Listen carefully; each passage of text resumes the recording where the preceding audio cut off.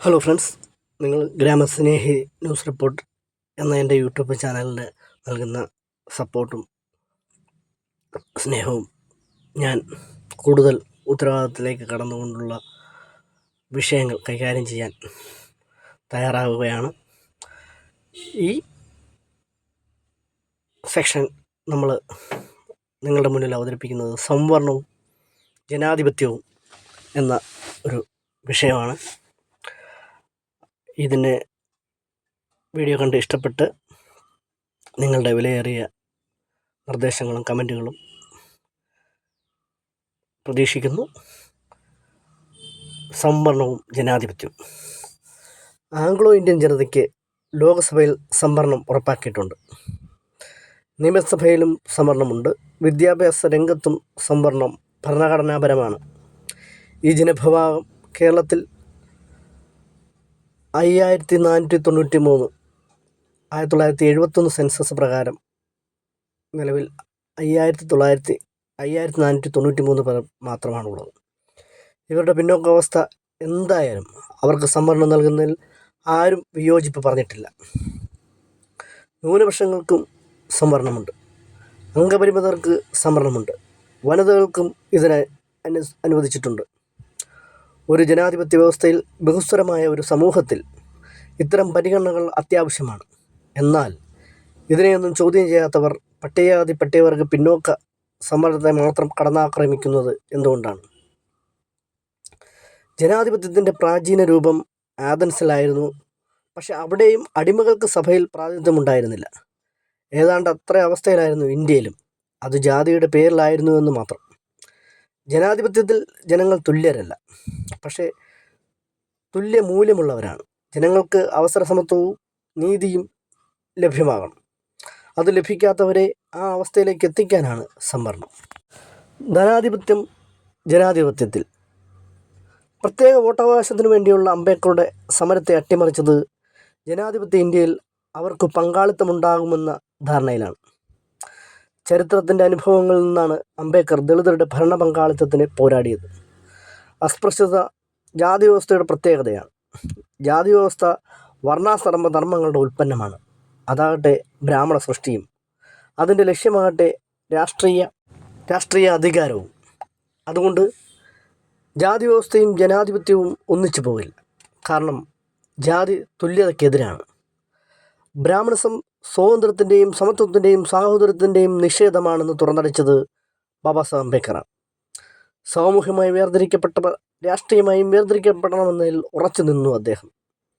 ദ്വയാംഗ മണ്ഡലം ഉപേക്ഷിച്ച് പാർലമെൻ്ററി ജനാധിപത്യത്തിലെ സംവരണത്തിൽ സന്ധി ചെയ്തുവെങ്കിലും ഇന്ത്യൻ ജനാധിപത്യം ഇന്നെത്തി നിൽക്കുന്നത് അവസ്ഥ ധനാധിപത്യത്തിൻ്റെയും ജനാധിപത്യത്തിൻ്റെയുമാണ്. ലോകസഭയിൽ 543 അംഗങ്ങളിൽ 79 പട്ടികജാതിക്കാരും 41 പട്ടികവർഗക്കാരുമുള്ളത്.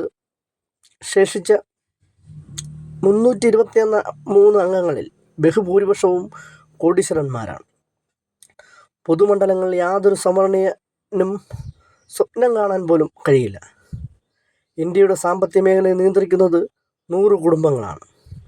അവരിലെ പ്രമുഖർ മുകേഷ് അംബാനി, ലക്ഷ്മി മിത്തൽ, ദിലീപ് സാങ്വി, റുയ ബ്രദേഴ്സ്, സുനിൽ മിത്തൽ, KM ബിർള, സാവിത്രി ദേവി ജിൻഡാൽ, ഗൗതം അദാനി തുടങ്ങിയവരെല്ലാം വൈശ്യരാണ്. ഇന്ത്യയിലെ വ്യവസായ വ്യാപാര പ്രമുഖരിൽ ഒരു ദളിതർ പോലുമില്ല. ജാത്യാതീത ജനാധിപത്യം.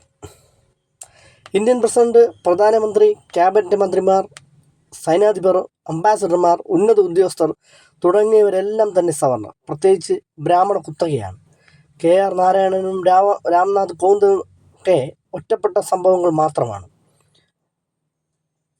ഭരണം നിയന്ത്രിക്കുന്ന രാഷ്ട്രീയ പാർട്ടികളുടെ അവസ്ഥയോ? സകല രാഷ്ട്രീയ പാർട്ടികളുടെയും നേതാക്കൾ സവർണരാണ്. തൊഴിലാളി വർഗ പ്രത്യയശാസ്ത്രവും ജാതി വിരുദ്ധതയുമൊക്കെ പ്രസംഗിക്കുന്ന കമ്മ്യൂണിസ്റ്റ് പാർട്ടികളുടെ സെക്രട്ടേറിയറ്റിലോ പോളിറ്റ് ബ്യൂറോയിലോ പട്ടികജാതിക്കാരനോ പട്ടികവർഗക്കാരനോ ഇല്ലാതെ പോയത് എന്തുകൊണ്ടാണ്? സവർണ നേതൃത്വത്തിൽ നിന്ന് എങ്ങനെയാണ് അവർണ ഭരണാധികാരി ഉണ്ടാകുക? പാർട്ടി ഏതായാലും ജാതിക്കതീതമാകാൻ കഴിയുന്നില്ല എന്നത് ഇന്ത്യ പച്ച പരമാർത്ഥം തന്നെയാണ്.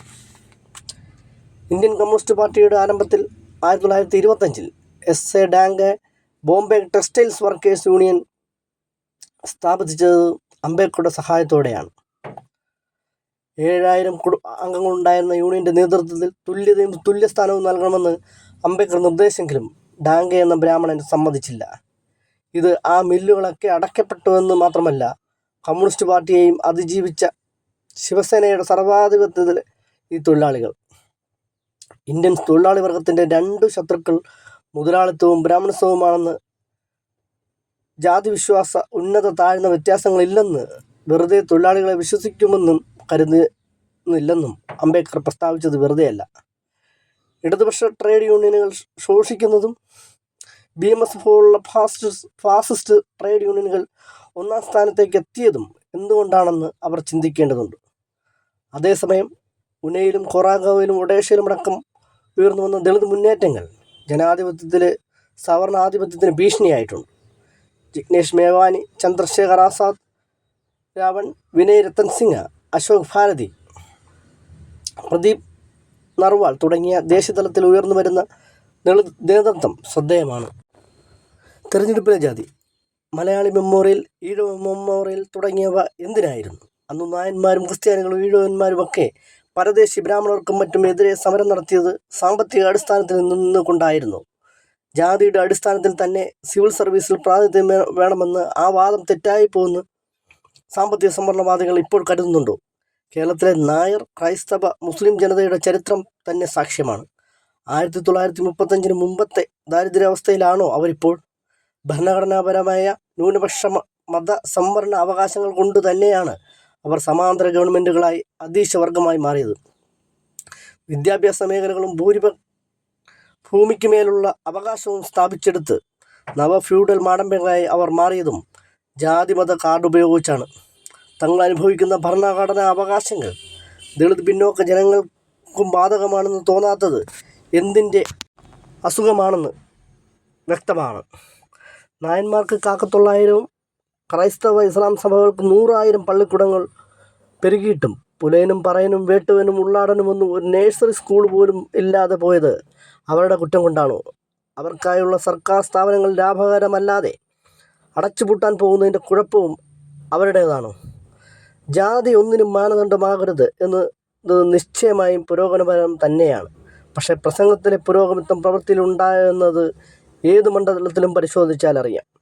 സാമ്പത്തിക സംവരണത്തെ അംഗീകരിക്കുന്ന പാർട്ടികൾ സഹകരണ ബാങ്ക് മുതൽ പാർലമെൻറ്റ് വരെയുള്ള തിരഞ്ഞെടുപ്പുകളിൽ സ്ഥാനാർത്ഥികളെ നിർണ്ണയിക്കുന്നതിൻ്റെ മാനദണ്ഡം എന്താണ്? സ്ഥാനാർത്ഥികളുടെ സാമ്പത്തികാവസ്ഥയാണോ ജാതിയാണോ മാനദണ്ഡം? പൊതുമണ്ഡലത്തിൽ ഒരു പട്ടയാധിക്കാരനെങ്കിലും നിർത്തിയ ചരിത്രം ഏതെങ്കിലും പാർട്ടികൾക്കുണ്ടോ?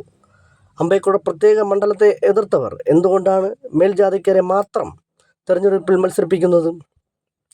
സംവരണ മണ്ഡലമില്ലായിരുന്നുവെങ്കിൽ ഒരു പട്ടികജാതിക്കാരനും ഒരു പഞ്ചായത്ത് മെമ്പറോ പാർലമെൻറ്റ് അംഗമോ ആകുമായിരുന്നില്ല എന്ന വസ്തുനിഷ്ഠതയും യഥാർത്ഥത്തിൽ നിന്ന് വേണം സംവരണം സാമ്പത്തിക അടിത്തറയിൽ വേണമോ എന്ന് വാദിച്ച് ജയിക്കാൻ ശ്രമിക്കേണ്ടത്. ജയ് ഭീം, ജയ് ഇന്ത്യ.